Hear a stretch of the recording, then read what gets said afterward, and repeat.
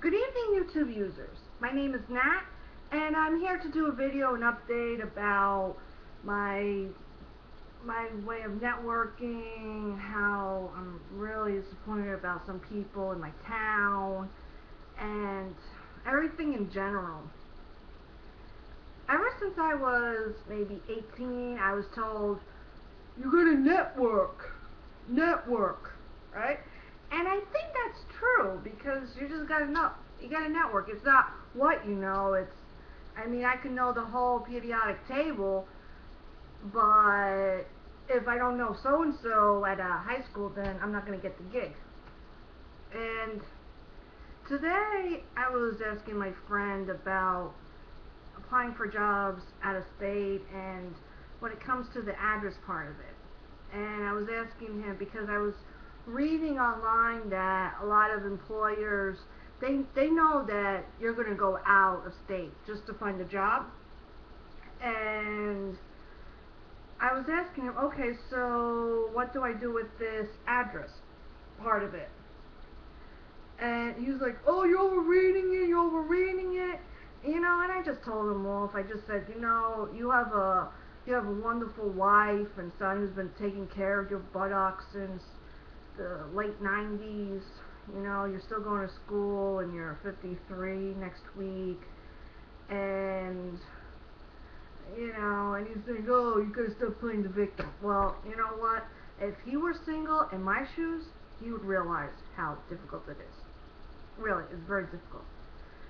I can't judge other people's situations, and I know that there's a few YouTubers on here that they haven't had a job in 4 years, and I can't really judge them because you don't know what their situation's like, and I don't know, it's maybe a little religious or something, but don't judge people's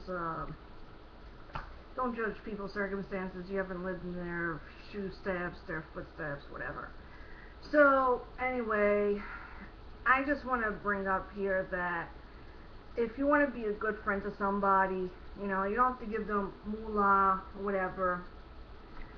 You just got to be there, listen to them. If they ask you for advice on how to make a better resume or where to look for a job or something, I think that's important, especially if somebody's, like with me, I put my resume in New Jersey and all I'm getting is I'm going door to door jobs selling cable and telephone service, and I don't know, it's like $8 an hour, and then you got the wheels and the gas, and it's not really worth it. And I feel like I'm overqualified for that job, but at the same time, it's not what I want to do. And I was asking this friend of mine, quote unquote, oh, so how do I make my resume more approachable so I don't get jobs like that? And he goes off on me. He's like, oh, you're overthinking it, so whatever.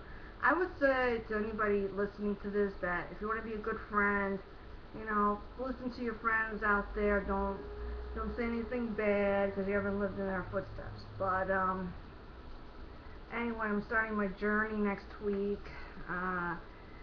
Traveling, which is going to be something interesting for me because I haven't traveled anywhere in my life, and it's going to be really fun for me, I think.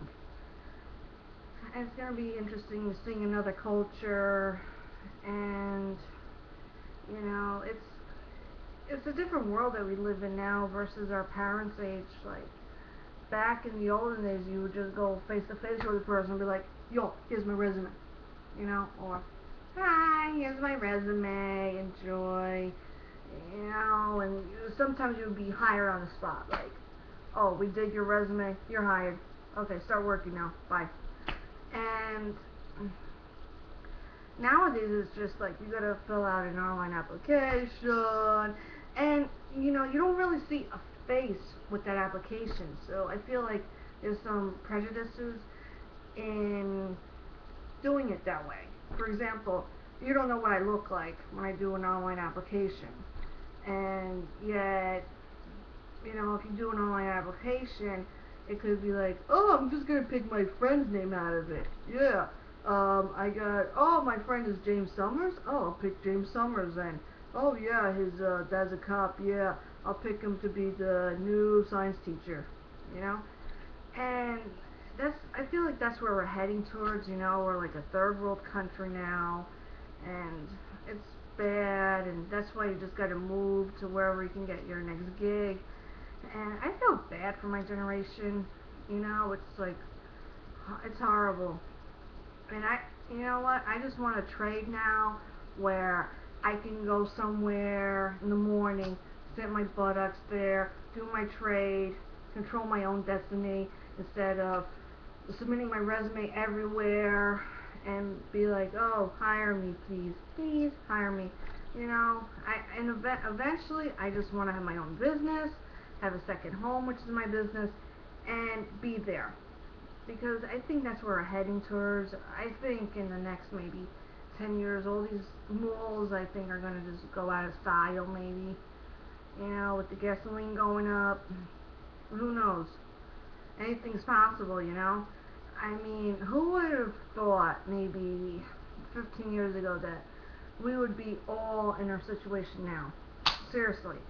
And I think other countries, or people from other countries, noticed that too, because I know this one lady, her daughter goes to school here. She was born in India, and she owns a bakery. And she told me up front that if I believe the country is going really bad, it's not going to improve, she's just leaving. She's selling the business and going back to India. And I feel like these so-called third countries, that we would call them third countries, but now we're turning into the third world country. I feel like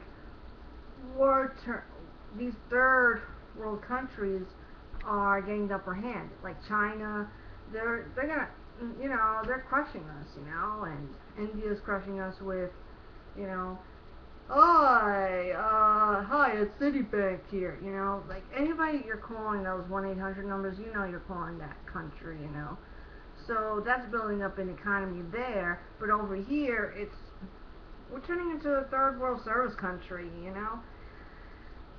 I don't know what's going on. But anyway, please subscribe to my channel, because I just want to give you updates on what's going on. And until the next video, see ya.